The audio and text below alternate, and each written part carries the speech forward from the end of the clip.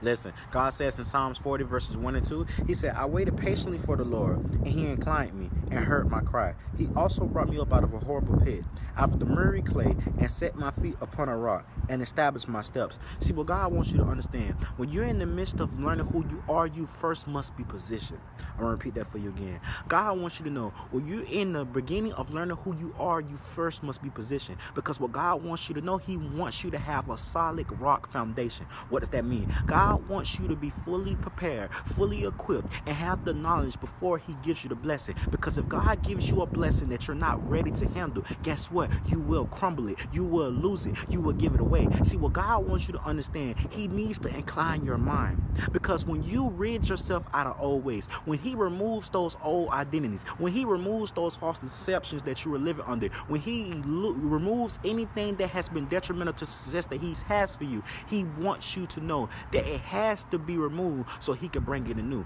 God wants you to know that he's about to transform you. God wants you to know that he's about to increase you. God wants you to know that he's about to vindicate you, and he's about to remove you from people, places, and things that don't serve you. But first, you must allow him to position you. Listen, it might be easier said than done, but God wants you to know all things work out for those who love the Lord and are called according to their purpose. So what God wants you to know, if he told you to do something, if he said that he's going to have your back, trust and know that God will do exactly what he